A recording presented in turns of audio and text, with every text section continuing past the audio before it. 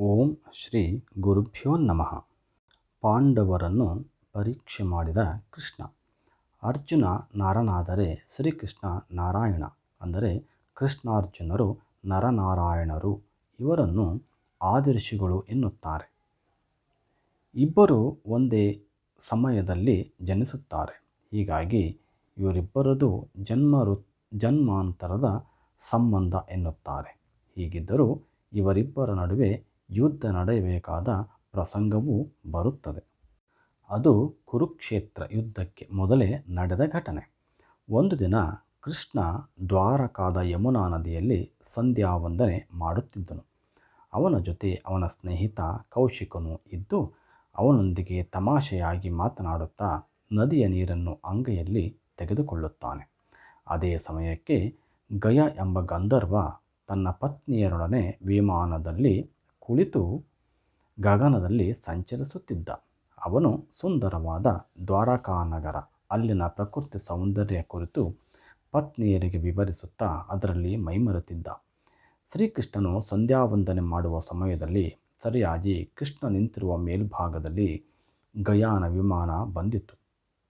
ಆ ಸಮಯದಲ್ಲಿ ಗಯಾನಿಗೆ ಬಾಯಲ್ಲಿ ಉಗುಳು ಬಂದಿತು. ಸರಿ, ಅವನು ಎಂಜಲು ಉಗುಳನ್ನು ಕೆಳಗೆ ಉಗುಳಿಬಿಟ್ಟ. ಗಯನಿಗೆ ತಾನು ಉಗುಳಿದ ಪ್ರದೇಶದಲ್ಲಿ ಕೃಷ್ಣನು ಸಂಧ್ಯಾವಂದನೆ ಮಾಡುತ್ತಿದ್ದಾನೆ ಎಂದು ತಿಳಿದಿರಲಿಲ್ಲ.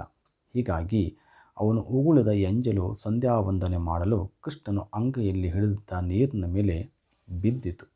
ಕೃಷ್ಣನಿಗೆ ಏನು ನಡೆಯುತ್ತದೆ ಎಂಬುದು ಅವನ ದಿವ್ಯ ದೃಷ್ಟಿಗೆ ತಿಳಿಯಿತು. ವಿಪರೀತ ಕೋಪ ಹೊಂದಿತು. ಆದರೆ ಗಂಧರ್ವನು ತಿಳಿಯದೆ ಮಾಡಿದ್ದಾನೆ, ಕ್ಷಮೆ ಕೇಳಲು ಬರುತ್ತಾನೆ ಎಂದುಕೊಂಡ.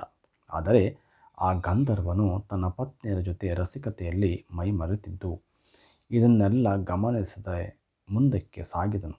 ಅವನು ಕೃಷ್ಣನನ್ನು ಕ್ಷಮೆ ಕೇಳಲು ಬರಲಿಲ್ಲ. ಇದರಿಂದ ಕೋಪಗೊಂಡ ಕೃಷ್ಣನು, ಏ ಗಯಾ, ನೀನು ದುರಹಂಕಾರಿ. ನೀನು ಮಾಡಿದ ತಪ್ಪಿಗೆ ಕ್ಷಮೆ ಕೇಳದೆ ಗರ್ವದಿಂದ ಮುಂದೆ ಹೋಗುತ್ತೀಯಾ? ಸಾಮಾನ್ಯ ಮನುಷ್ಯರಿಗಿಂತ ಹೆಚ್ಚು ಜ್ಞಾನವಿರುವ ನೀನು ದೊಡ್ಡ ತಪ್ಪು ಮಾಡಿರುವಿ. ನಿನಗೆ ಇನ್ನು ಬದುಕುವ ಹಕ್ಕು ಇಲ್ಲ. ಆದುದರಿಂದ ನಾನು ನಿನ್ನನ್ನು ಕೊಲ್ಲುತ್ತೇನೆ ಎಂದು ಪ್ರತಿಜ್ಞೆ ಮಾಡಿದನು. ಕೃಷ್ಣನು ಮಾಡಿದ ಈ ಪ್ರತಿಜ್ಞೆಯಿಂದ ತಾನು ಮಾಡಿದ ತಪ್ಪಿಗಾಗಿ ಗಯನಿಗೆ ಭಯವಾಯಿತು. ಅವನಿಗೆ ಏನು ಮಾಡಬೇಕೆಂದು ತೋಚದೆ ಹೆದರಿ ಸ್ವರ್ಗಕ್ಕೆ ಹೋಗಿ ಇಂದ್ರನನ್ನು ಕಂಡು ಎಲ್ಲವನ್ನು ತಿಳಿಸಿ, ಏನಾದರೂ ಮಾಡಿ ನನ್ನನ್ನು ಶ್ರೀಕೃಷ್ಣನ ಶಾಪದಿಂದ ಮುಕ್ತನನ್ನಾಗಿ ಮಾಡಿ ಎಂದು ಬೇಡಿಕೊಂಡನು. ಶ್ರೀಕೃಷ್ಣನ ಹೆಸರು ಕೇಳಿದೊಡನೆ ಇಂದ್ರನಿಗೂ ಹೆದರಿಕೆಯಾಯಿತು. ಏಕೆಂದರೆ ಈಗಾಗಲೇ ಇಂದ್ರನು ಶ್ರೀಕೃಷ್ಣನಿಂದ ಗೋವರ್ಧನ ಪರ್ವತದ ವಿಷಯವಾಗಿ ಹಾಗೂ ಪಾರಿಜಾತ ಪುಷ್ಪದ ಕುರಿತಾಗಿ ಸೋಲು ಅನುಭವಿಸಿದ್ದನು. ಹೀಗಾಗಿ ಇಂದ್ರನು ಏನು ಮಾಡಲು ಸಾಧ್ಯ? ಗಯ, ನೀನು ಬಹಳ ದೊಡ್ಡ ತಪ್ಪು ಮಾಡಿರುವೆ. ಬೇರೆ ಯಾರಾದರೂ ಆಗಿದ್ದರೆ ನಾನೇ ಏನಾದರೂ ಮಾಡುತ್ತಿದ್ದೆ. ಆದರೆ ಶ್ರೀಕೃಷ್ಣನ ವಿಷಯದಲ್ಲಿ ಇದು ಅಸಾಧ್ಯ. ಆದುದರಿಂದ ನಿನ್ನನ್ನು ಯಾರಿಂದಲೂ ರಕ್ಷಿಸಲು ಸಾಧ್ಯವಿಲ್ಲ. ನೀನು ನೇರವಾಗಿ ಶ್ರೀಕೃಷ್ಣನಲ್ಲೇ ಕ್ಷಮೆಯಾಚಿಸುವುದು ಒಳ್ಳೆಯದು. ಅದಕ್ಕೆ ಗಯ ಹೇಳಿದನು, ಇದು ಅಸಾಧ್ಯ. ಶ್ರೀಕೃಷ್ಣ ಈಗಾಗಲೇ ತುಂಬ ಕೋಪದಲ್ಲಿರುವರು. ನಾನು ಹೋಗಿ ಕ್ಷಮೆ ಕೇಳುವುದರೊಳಗೆ ನನ್ನನ್ನು ಕೊಂದು ಬಿಡುತ್ತಾರೆ. ನನ್ನ ಪರವಾಗಿ ನೀವೇ ಹೋಗಿ ಶ್ರೀಕೃಷ್ಣನಲ್ಲಿ ನನ್ನನ್ನು ಕ್ಷಮಿಸುವಂತೆ ತಿಳಿಸಿ ಎಂದನು. ಆದರೆ ಇಂದ್ರನು ಇದಕ್ಕೆ ಒಪ್ಪಲಿಲ್ಲ. ಗಯ ಮತ್ತೆ ಯೋಚಿಸಿ ಇದು ಪರಮೇಶ್ವರನಿಂದ ಮಾತ್ರ ಸಾಧ್ಯ ಎಂದುಕೊಂಡು ಶಿವನಲ್ಲಿಗೆ ಹೋಗಿ ಎಲ್ಲವನ್ನು ತಿಳಿಸಿ ಶ್ರೀಕೃಷ್ಣ ಪರಮಾತ್ಮರಿಗೆ ನನ್ನನ್ನು ಕ್ಷಮಿಸುವಂತೆ ಕೇಳಿ ಎಂದು ಹೇಳಿದನು. ಆದರೆ ಪರಮೇಶ್ವರನು, ಯಾರೂ ಸಹ ಶ್ರೀಕೃಷ್ಣನಿಂದ ನಿನ್ನನ್ನು ರಕ್ಷಿಸಲು ಸಾಧ್ಯವಿಲ್ಲ. ಆದ್ದರಿಂದ ನೀನೇ ಹೋಗಿ ಕೃಷ್ಣನಲ್ಲಿ ಕ್ಷಮಿಸಿ ಎಂದು ಕೇಳಿದರೆ ಕೃಷ್ಣನು ಕ್ಷಮಿಸುತ್ತಾನೆ. ಆಗ ಗಯನು ದಾರಿ ಕಾಣದೆ ತನ್ನ ವಿಮಾನದಲ್ಲಿ ಕುಳಿತು ಕಂಡಲ್ಲಿ ಅಲೆಯುತ್ತಿದ್ದಾಗ ಅವನಿಗೆ ನಾರದ ಮಹರ್ಷಿಗಳು ಸಿಕ್ಕರು. ಏಕೆ ನೀನು ಹುಚ್ಚಿನಂತೆ ಹೇಗೆ ಅಲೆಯುತ್ತಿರುವೆ ಎಂದು ನಾರದರು ಕೇಳಿದರು. ಆಗ ಗಯ ನಡೆದ ಸಂಗತಿಯನ್ನು ಚಾಚು ತಪ್ಪದಂತೆ ಹೇಳಿದನು. ಇದನ್ನು ಕೇಳಿದ ನಾರದರು, ಹಾಗಾದರೆ ನಿನ್ನನ್ನು ಈ ಕಷ್ಟದಿಂದ ಪಾರು ಮಾಡಲು ಅರ್ಜುನನಿಗೆ ಮಾತ್ರ ಸಾಧ್ಯ ಎಂದರು. ಅದಕ್ಕೆ ಗಯ ಹೇಳಿದನು, ಕೃಷ್ಣ ಮತ್ತು ಅರ್ಜುನ ಪ್ರಾಣ ಸ್ನೇಹಿತರು. ಅವರೇಕೆ ನನಗೆ ಸಹಾಯ ಮಾಡುತ್ತಾರೆ ಎಂದು ಕೇಳಿದಾಗ ನಾರದರು ಒಂದು ಸಲಹೆ ಕೊಡುತ್ತಾರೆ. ಅರ್ಜುನನ ಹತ್ತಿರ ಸಹಾಯ ಕೇಳು, ಆದರೆ ಶ್ರೀಕೃಷ್ಣನ ಹೆಸರನ್ನು ಮಾತ್ರ ಹೇಳಬೇಡ ಎಂದರು. ಅದೇ ರೀತಿ ಅರ್ಜುನನ ಹತ್ತಿರ ಬಂದು ಸಹಾಯ ಕೇಳಿದಾಗ, ನಿಮಗೆ ಹೀಗೆ ಮಾಡಿದ ಆ ಶತ್ರುರಾಜ ಯಾರು ಎಂದು ಅರ್ಜುನ ಕೇಳಿದಾಗ ನಾನು ಅವರ ಹೆಸರು ಹೇಳಿದರೆ ನೀವು ನನಗೆ ಸಹಾಯ ಮಾಡುವುದಿಲ್ಲ. ಸಹಾಯ ಮಾಡುತ್ತೇನೆ ಎಂದು ಅಭಯ ನೀಡಿದರೆ ಮಾತ್ರ ಅವರ ಹೆಸರನ್ನು ಹೇಳುತ್ತೇನೆ ಎಂದನು. ಅರ್ಜುನನು ಆಯಿತು, ನಿಮಗೆ ಸಹಾಯ ಮಾಡುತ್ತಾನೆ ಎಂದು ಹೇಳಿದ. ನಂತರ ಆ ಶತ್ರುರಾಜ ಬೇರೆ ಯಾರೂ ಅಲ್ಲ, ನಿಮ್ಮ ಪ್ರಾಣ ಸ್ನೇಹಿತರು ಶ್ರೀಕೃಷ್ಣ ಎಂದನು.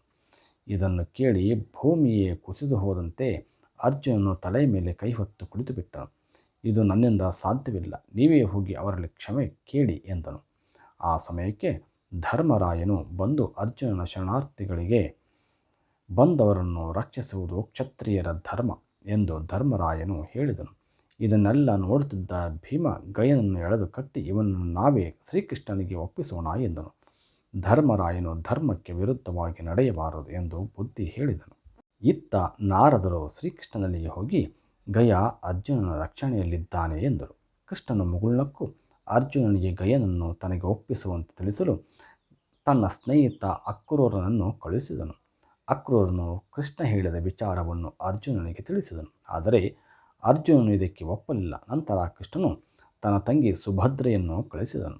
ಆದರೆ ಅರ್ಜುನನು ನಿನ್ನ ಅಣ್ಣನಿಗೆ ಗಯನನ್ನು ಕ್ಷಮಿಸುವಂತೆ ತಿಳಿಸು ಎಂದು ಹೇಳಿ ಕಳುಹಿಸಿದನು. ಈಗ ಕೃಷ್ಣನು ತನ್ನ ಸೈನ್ಯ ಸಮೇತ ಅರ್ಜುನನೊಡನೆ ಯುದ್ಧ ಮಾಡಲು ಬಂದನು. ಕೃಷ್ಣನು ನೋಡುತ್ತಿದ್ದಂತೆ ಅರ್ಜುನನು ಓಡಿಬಂದು ಅವರ ಕಾಲಿಗೆ ನಮಸ್ಕರಿಸಿದನು. ಆಗ ಕೃಷ್ಣನು, ಕೊನೆಯ ಬಾರಿ ಹೇಳುತ್ತಿದ್ದೇನೆ ಅರ್ಜುನ, ನೀನು ಗಯನನ್ನು ನನಗೆ ಒಪ್ಪಿಸು ಎಂದನು. ಅರ್ಜುನ ಇದಕ್ಕೆ ಒಪ್ಪಲಿಲ್ಲ. ಕೃಷ್ಣ ಮತ್ತು ಅರ್ಜುನರ ನಡುವೆ ಯುದ್ಧವಾಯಿತು. ಯುದ್ಧದ ಭೀಕರತೆ ತೀವ್ರವಾಗಿ ಭೂಮಿ ಮುಳುಗಿ ಹೋಗುವುದು ಎನ್ನುವಂತಾಯಿತು. ಆಗ ಮಹಾಮುನಿಗಳೆಲ್ಲ ಸೇರಿ ಬ್ರಹ್ಮನಲ್ಲಿಗೆ ಬಂದು ಯುದ್ಧದ ಪರಿಣಾಮ ತಿಳಿಸಿದರು. ಬ್ರಹ್ಮನು ಅವರನ್ನೆಲ್ಲ ಕರೆದುಕೊಂಡು ಶಿವನ ಹತ್ತಿರ ಬಂದನು. ಎಲ್ಲರೂ ಯುದ್ಧ ನಡೆಯುವಲ್ಲಿಗೆ ಬಂದು ಯುದ್ಧವನ್ನು ನಿಲ್ಲಿಸುವಂತೆ ಪ್ರಾರ್ಥಿಸಿದರು. ಹಾಗೂ ಬ್ರಹ್ಮದೇವರ ಅಣತಿಯಂತೆ ಅರ್ಜುನನು ಗಯನನ್ನು ಶ್ರೀಕೃಷ್ಣನಿಗೆ ಒಪ್ಪಿಸಿದನು.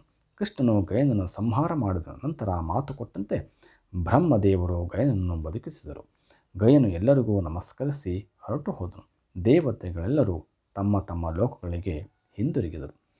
ಶ್ರೀಕೃಷ್ಣನು ಪಾಂಡವರನ್ನು ಕುರಿತು, ಮುಂದೆ ಕುರುಕ್ಷೇತ್ರದಲ್ಲಿ ಧರ್ಮಯುದ್ಧ ಆಗುತ್ತದೆ. ಅಲ್ಲಿ ನೀವು ನಿಮ್ಮ ಪ್ರೀತಿ ಪಾತ್ರರನ್ನು, ಬಂಧು ಬಾಂಧವರನ್ನು, ಆತ್ಮೀಯರನ್ನು ಕೊಲ್ಲಬೇಕಾಗಿ ಬರುತ್ತದೆ. ಆಗ ಆ ಕೆಲಸ ಅರ್ಜುನನಿಂದ ಸಾಧ್ಯವೇ ಎಂದು ಪರೀಕ್ಷಿಸಲು ಈ ನಾಟಕ ಮಾಡಬೇಕಾಯಿತು. ಅರ್ಜುನ, ನಾನು ನನಗೆ ಎಲ್ಲರಿಗಿಂತಲೂ ಅತ್ಯಂತ ಪ್ರಿಯನು. ಆದರೂ ನಿನ್ನ ಪ್ರತಿಜ್ಞೆಗಾಗಿ ನನ್ನೊಂದಿಗೆ ಯುದ್ಧ ಮಾಡಲು ನಿಂತೆ. ಹಾಗಾಗಿ ನೀನು ಕುರುಕ್ಷೇತ್ರ ಯುದ್ಧದಲ್ಲಿ ವಿಜಯ ಪತಾಕೆ ಹಾರಿಸುವೆ ಎಂಬ ನಂಬಿಕೆ ನನಗೆ ಬಂದಿದೆ. ಹಾಗೂ ಉಳಿದ ಪಾಂಡವರು ನಿನ್ನನ್ನು ಬೆಂಬಲಿಸಿದರು. ಹಾಗಾಗಿ ಪಾಂಡವರು ಮುಂದೆ ನಡೆಯುವ ಕುರುಕ್ಷೇತ್ರ ಯುದ್ಧದಲ್ಲಿ ಗೆಲುವು ಸಾಧಿಸುತ್ತೀರಿ ಎಂದನು. ಎಲ್ಲರೂ ಕೃಷ್ಣನ ಬುದ್ಧಿವಂತಿಕೆಗೆ, ಮುಂದಾಲೋಚನೆಗೆ ಅಭಿನಂದಿಸಿದರು. ಸರ್ವೇ ಜನ ಸುಖಿನೋ ಭವಂತು.